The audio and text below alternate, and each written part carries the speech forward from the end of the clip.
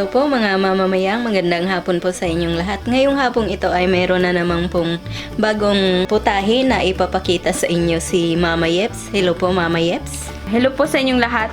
Ngayong araw na to, ang ipapakita ko po sa inyo ay isa na naman pong sikat na luto or putahe ng mga Cebuano or mga Bisaya. So, ang tawag po dito ay linabog. Ito na po yung ating mga ingredients. Ang gagamitin ko po ngayon ay itong ating tahong. Pwede po kayong gumamit nung may shell siya, pero ito ay frozen po yung gamit natin ngayon. Luya, bawang, sibuyas, red and green bell pepper, sili na green, basil leaves, tanglad, green onions, turmeric powder, yung gata or coconut milk, pamintang durog, asin, at saka cooking oil para po sa ating pagpiprito. Ngayon po, una po natin gagawin ay magpapainit po tayo ng oil dito sa ating kawali.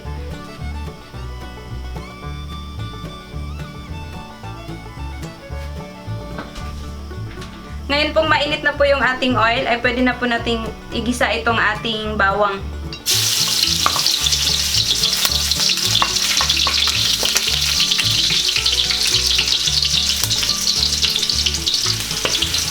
Hihintayin lang po natin na medyo mag-golden brown po yung ating bawang.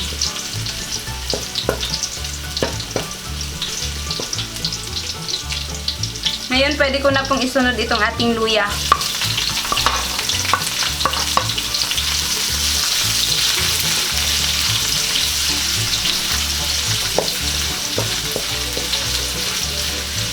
Lutuin lang po natin siya ng konti.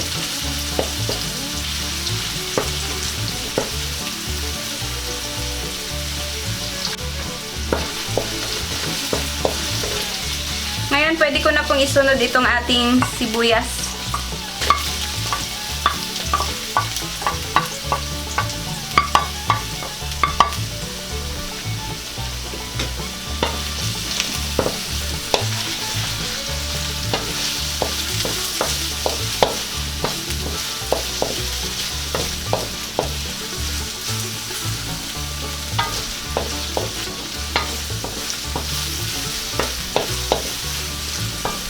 Kakaiba po itong linabog na putahe ko ngayon dahil nilagyan ko po siya ng twist. Bali, sariling version ko po ito. Yung original po talaga nito, ang ginagamit nila usually yung isda or yung kahit anong isda. Pero mas gusto ko po yung tahong ang gagamitin ko ngayon para maiba naman po tayo. Tapos may dinagdag po ako na ibang mga sangkap tulad nung tanglad at saka nung ating basil leaves. Dahil mas masarap po kasi pag yung may mga gata-gata, mas masarap po pag may tanglad. Ngayon po, isunod ko pong igisa itong ating tanglad. Bali, itong tanglad na ginamit ko, ito hiniwa ko siya ng maliliit, itong parang pinaka-stalk niya. Yan, para mas lalong malasa po yung ating sabaw mamaya. Tapos itong dahon, mamaya ko na po siya ihalo. Hiniwalay ko po siya.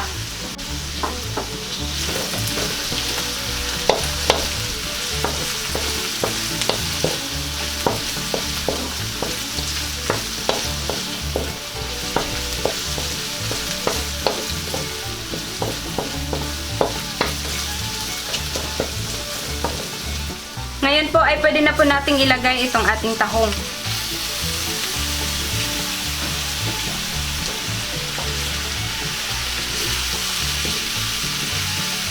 Ito po yung pinili ko na wala na po siyang shell para hindi na po natin kailangan tatanggalin yung kanyang shell. Mas convenient po pag ito po yung gagamitin natin. Pero kung wala po kayong mahahanap nitong ganito, kasi frozen po kasi ito eh. Pwede rin po yung sa palengke na nabibili natin.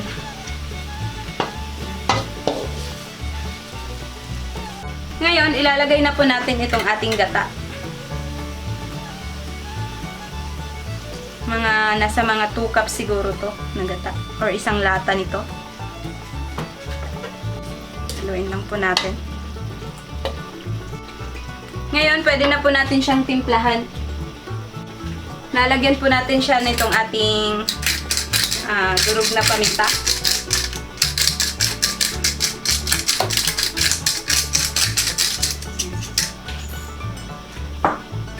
Tapos, konting asin.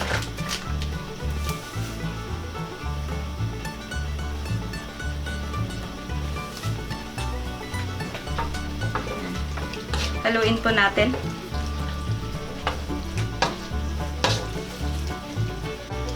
So, ngayon, tatakpan po muna natin para maluto or medyo maluto po itong ating tahong at saka kumulo. Ngayon pong kumukulo na po itong ating sabaw ay pwede na po nating ilagay itong ating tanglad. Itong natira natin na dahon kanina. Tapos, lalagyan na po natin siya nitong ating turmeric powder. So, yan. Lalagyan po natin siya ng mga 2 teaspoon. Tapos, hahaluin po natin.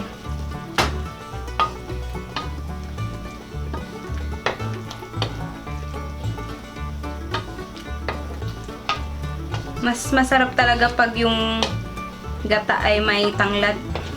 Dahil mas lalong babango po itong ating putahe. Lalong-lalo na po sa mga Bisaya, alam na alam po nila nito na talagang hindi mawawala po yung tanglad pagka may niluluto po kami na ginataan. Dahil ano na po yan sa mga Bisaya, yung paggamit ng tanglad. Hindi lang po siya nakakasarap sa pagkain natin, maganda din po sa ating katawan. Or may maraming health benefits po yung tanglad. Tuyuin po natin siya ng konti para talagang malasa po yung ating sabaw. And tatakpan ko po muna siya. Ngayon po ay pwede na po nating ilagay itong ating sili na green at saka itong ating red and green bell pepper.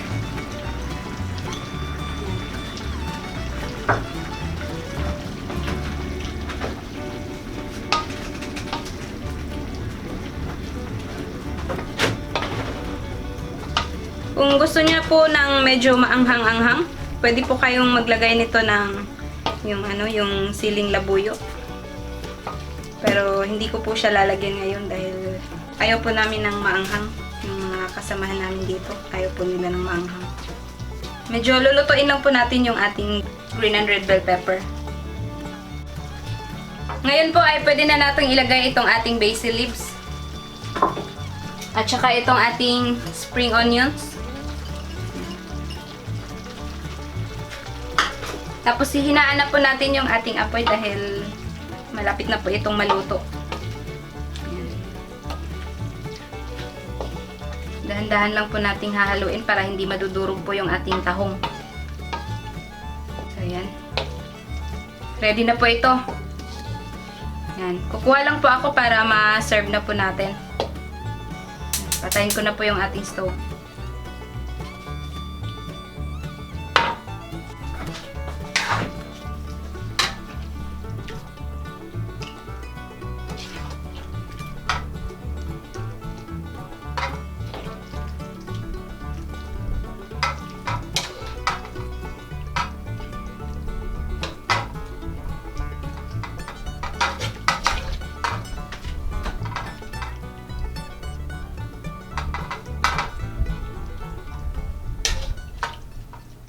Ito na po mga mamamayang ang ating linabog na ginawa po ni Mama Yeps.